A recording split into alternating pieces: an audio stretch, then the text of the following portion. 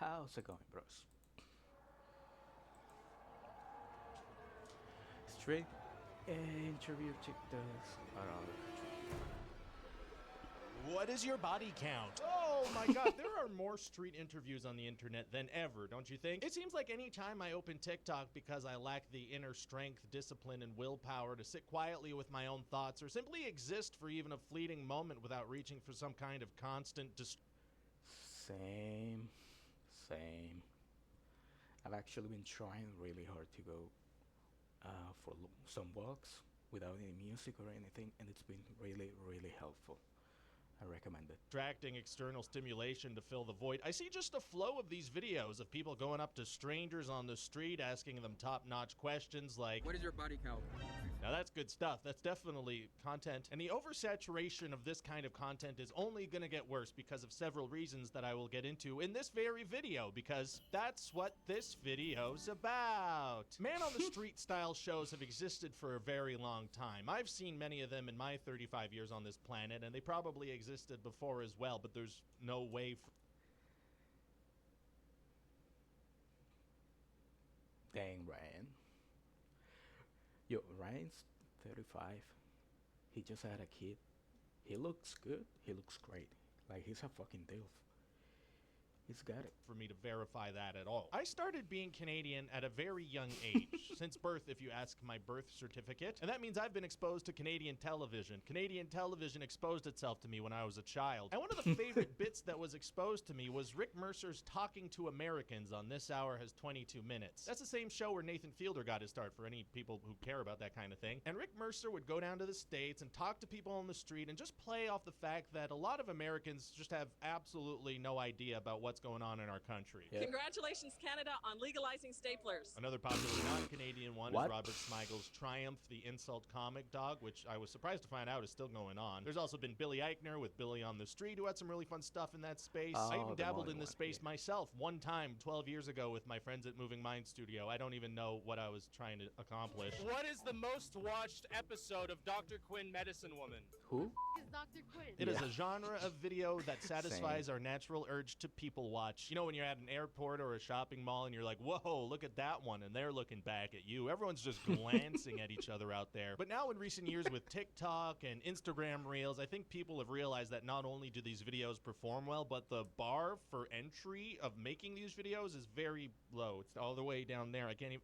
Camera doesn't even go all the way down there. All you really need is a smartphone, and if you're feeling extra fancy, you can get a little video light and an external microphone. Those go for like 30 bucks each on Amazon. And in my experience, if you have those last two things, you don't even really have to approach people. They will approach you, because when people see a microphone and a light, they're like... Then they Yes. start approaching. Yes. Then they start asking, what is this? What are you filming? And then unless you do something horrifying that makes them run away, like, I don't know, doing an Animorph transformation but stopping here at the halfway point, my you've got God. a good Oh my god, you just unlock a memory. I haven't thought about that thing in years. shot at getting the interview. Because we're all the main characters in our own stories, so in a way, if you get stopped on the street for an interview, you might be like, this makes sense that they would want to interview the main character. Then it's just up to the content creator what kind of on-the-street thing they're doing. So let's dive into some of those types. Follow me. I'm over here now. One Nice. format that I see a lot of is they're kind of quiz shows where nothing actually really happens. If you don't do well in these quiz games, you get nothing and the video ends. But if you do well, then the video ends and you get nothing. The stakes are pretty Nice. high because which of the non-things is not going to happen? These can be pretty funny because sometimes they're focused on the dumb answers that people give, kind of like those bits on Jimmy Kimmel Live. If you get $1 every single day for an entire year, then how much money do you have at the end? 165. Yes, that was too easy. Another format I saw is just asking people to choose between two options and doing that for an extended period of time. Will Smith or Vin Diesel? Vin Diesel, Vin Diesel or what? Morgan Freeman? Morgan Freeman. And then eventually the video ends, and these are really good. Wait, on what? Acting? Personality? Who do you like more?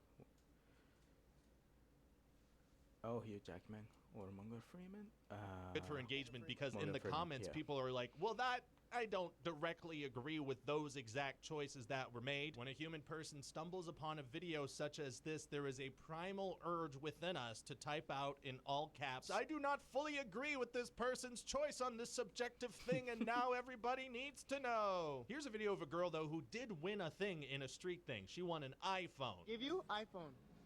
Are you like Okay. I'm serious. That was pretty cool to see someone win an actual prize, and then she made a video saying that it was fake, It and was she did fake. not win an iPhone. He told her to fake it. I'm the girl in that video. He was just like, I'm not actually gonna give it to you guys. I'm just gonna like, you're just gonna act like I gave it to you. Do people lie on the internet? Another big thing in this format is to No. just go up to people on the street and ask them No, no one does. Only Mr. Beast, Logan Paul, and KSI. personal questions about their lives. You've probably seen these videos where people ask what people are listening to, or what they pay for rent, or what their job is, what their income is, what their name is. What's your name? What's your name? What's your name? What's your name? What's your name? What's your name? What's your name? What's your name? What's your name? What's your name? What's your name? In a very people-watchy way. It's super interesting to hear everybody's perspectives and little tidbits of their lives. It's like people watching, plus you get some info. But there's also a part of me that's like, hey, maybe don't be doing that. Because one thing about the internet that I don't know if you guys know, but not everybody is okay on here. Not everybody is stable or safe to be around or the kind of person you want having any information about you. Like here's this guy coming up to a girl on the street and filming her, and they have a nice little conversation about confidence, but then she also basically doxes herself. She tells him that she's on break from work, and he asks her where she works, and she tells him and points to it. Turns out they're basically right next to it. It's not blocked in the video. I'm the one blocking it right now. You can tell that they're in New York City. You can see the name of the street corner they're on. It's not blurred again in the video. I'm the one doing that. It took me 2.5 seconds on Google Maps to find the exact store where this girl works. If I were a crazy person, I would know exactly where to go in the city to run into this girl. I could just go baby reindeer it and stand at a bus stop across the street from her and wait for her to come by. And for the purposes of this video, that's exactly what I'm gonna do. So I checked out cheapest flight.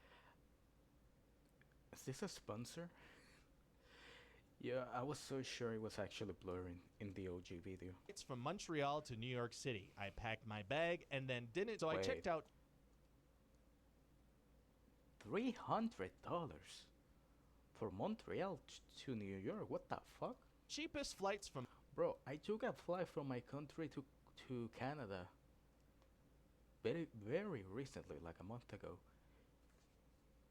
My country is like way farther away, and it was $500. Montreal to New York City. I packed my bag and then didn't do that at all because I'm not Joe Goldberg. See, I was doing an internet lie there. I'm trying it out. This video has over 4 million views. There could be some Joe Goldbergs in there, which is a scary thing to think about. And here's the thing, you don't need. I mean, yes. But if the show it's anything to go by, so many women wanna you. Need to answer questions from strangers on the street. You're not legally obligated to do so, contrary to popular belief, it seems. I'm kind of wondering why scammers are even bothering with phishing emails anymore. Just start a TikTok account and head out onto the street with a microphone. What is your social security number and banking password? What verification code did Google just send you when I tried to log into your account? Another very popular form of this video is guys with extreme levels of confidence trying to pick up girls. Trying to rizz girls up, as they say. I know some words. I know some of them. The guys that run these accounts have so much confidence that I don't even think they can recognize when interactions didn't really go well. Here's a guy named Callie the Kid, and just to illustrate this guy's level of confidence, he has multiple edits of himself on his page. You know how confident you have to be to do that?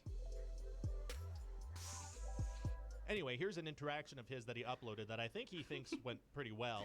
What's the first thing you notice in a guy when he approaches you? If I'm gonna die or not. Am I gonna be kidnapped? Hopefully you're not gonna kidnap me with a bright light. Oh, what are you doing Tuesday? Should be perfect. Would you want to skip that for a date in a G-Wagon and a Lamborghini? No, I gotta go. No, you don't though. My Uber. I need your IG, I need your IG. He can wait, let's be honest. I'll follow you back What? in 2 seconds when I'm in my Uber. I bet. Okay, bye. I'm not sure what the point of It's kinda uploading creepy. that was. She refused his date and said she was going to add him back on Instagram, but I'd be shocked if she did. Also, Yeah. maybe don't look at your friend and be like, oh, she'd be perfect when you're going up to a Yeah. girl. I'm no self-proclaimed Riz king. Maybe when you have a lot of That's Riz, you creepy can as use fuck. serial killer lines like that. I don't know. Here's another guy so confident he seemingly goes in with no preparation. He likes to do this move where he asks the girl to do a little spin for the camera. Okay, well, you look fabulous. Can I get a little spin for the camera? Hold this. Wow. No? She might have Aw. refused to spin, but he's ready to go with a question that looks makes great. almost no sense. If Diddy were to throw a party on Mars, what would be the dress code? What? Nice. Hit her with another prompt. That'll be good. What is something you could say at a job interview that you can also say in bed? She looks So so just to dumb. be clear, the strategy on these videos is, hey, please spin around and show your butt to my friend who is filming you and then do some light improv with me. Show your butt to a stranger and then let's play Whose Line Is It Anyway? This seems to be a recurring thing for this guy, just asking girls to spin and then have them do improv. This guy's like if a washing machine signed up for the Groundlings. Here's another Riz man who calls himself the Riz God. And admittedly, he gets a lot of numbers, but also, I think, unintentionally, occasionally uploads a self-own. I need you. It's imperatively important. You've already stopped me twice. I've already stopped. When? When? Bullshit. Oh, Uh, no. You're telling me that 2 years ago I stopped you, last year I stopped you, and I'm here again. That says everything That's a about my sign. life. He's not wrong. That does say everything about his life. It does. Yeah, He it's a asks sign for her from God. Instagram, and she says he already did that, and she didn't give it. He shows his abs. She's still not interested. He had a great time, though. I don't really think that interaction went the way he thinks it did, though. A cool thing about this guy is that he's now offering a Riz class called The Truth. I'm honestly pretty interested in signing up for it. Not because I want to learn any Riz tricks, because I want to know more about the mentality of this type of guy, who at Yeah.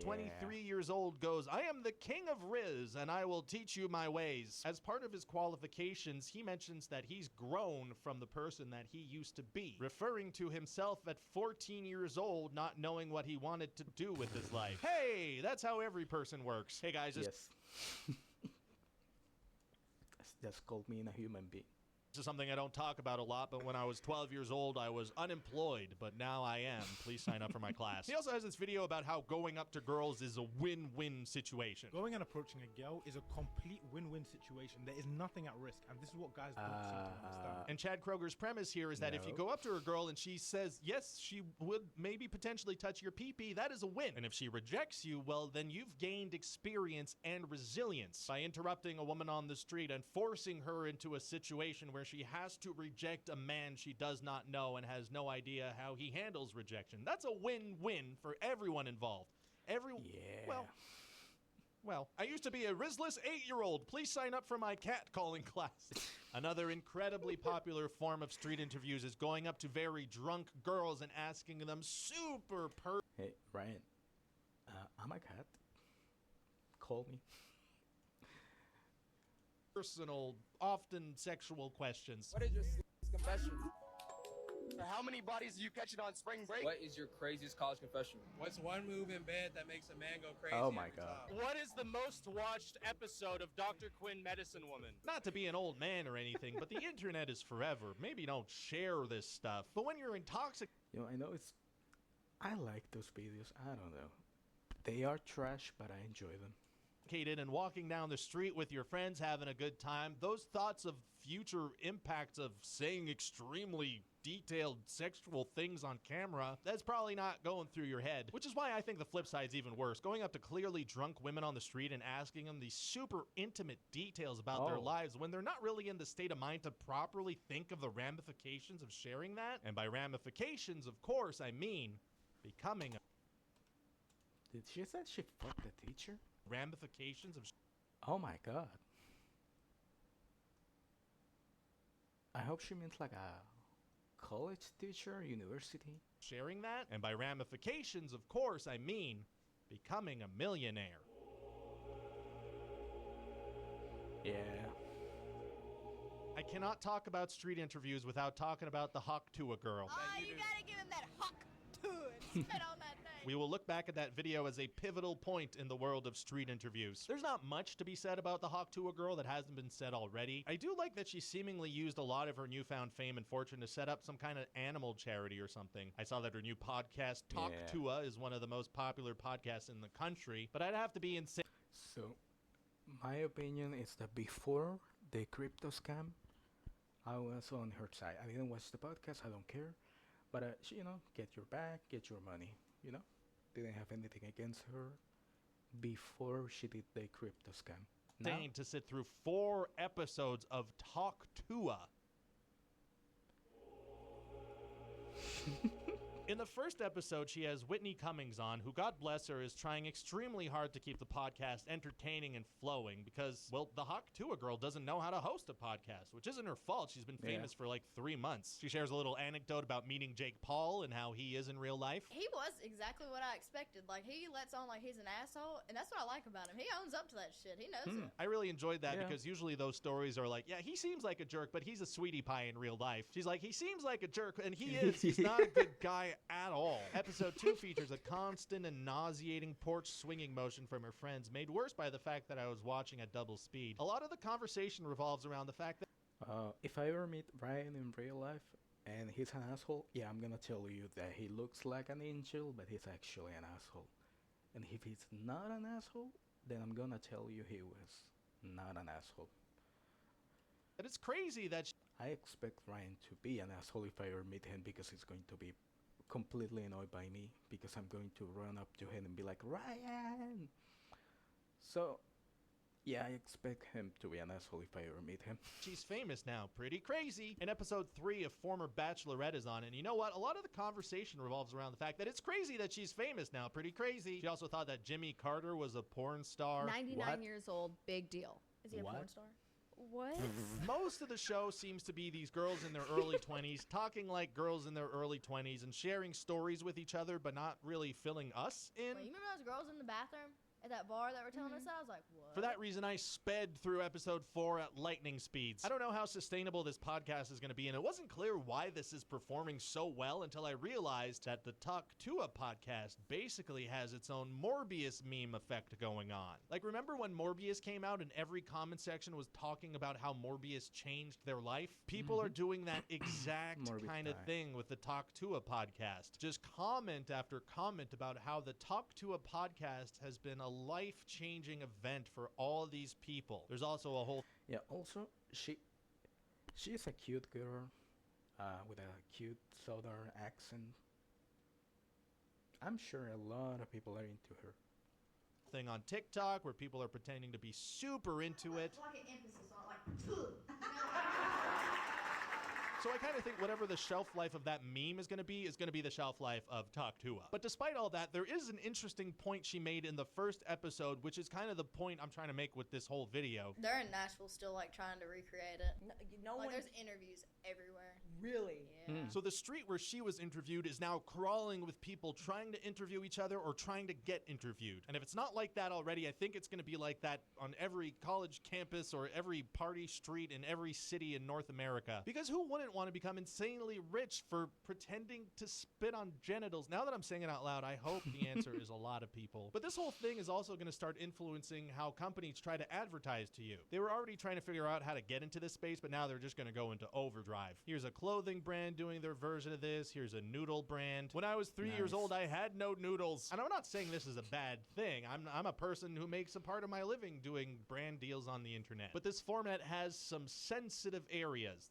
Probably a better way to phrase that. This Ad Age article talks about a marketing agency called Linkia, and they say they've had a lot of demand for this style of content. The key things here that I think they're doing right is that they have a pool of vetted creators, and Linkia itself is going to handle the logistics of the branded shoots, like collecting signed release forms for those appearing in the videos. That's an important thing. I'm speculating here, but I seriously doubt any of these pickup artists or body count TikTokers are going to get these people to sign release forms saying that they are okay with being used for promotional campaigns that they'll see no money for. Luckily, branded content hasn't reached these creators yet, except it has, and I'm lying. I'm getting pretty good at it. What's up, guys? I don't know, it's golden hour, but your skin is glowing right now. What do you think of my skin, though? What? Looks amazing. Flawless? Hello, I like your skin. Do you like my skin? It's actually, I use Tiege Hanley. It's like a new skincare system I've been using. You recommend it for like guys? I'm using Tiege. Do you recommend it? Why do you ask if she recommends it? I mean, when a guy takes care of himself, that's pretty attractive, no? That's hot? Well, I want you for Christmas. What? Smooth transition into the pickup. Seamless product integration. No notes. In conclusion, if you take anything from this video, if you see someone on the street with a smartphone and a microphone and a light, you don't have to go into the light. Don't go into the light. Don't go into the light. And if you're thinking of starting one of these interview shows where you go up to women on the street, go for it. It's literally a win-win. Yeah. Hi there, hello. Please hit that subscribe button. I am a disembodied head, so you can... Yes, please do. On my channel and on Ryan's. Trust me. You can trust me. Okay. Okay. Thank you. See you next reaction.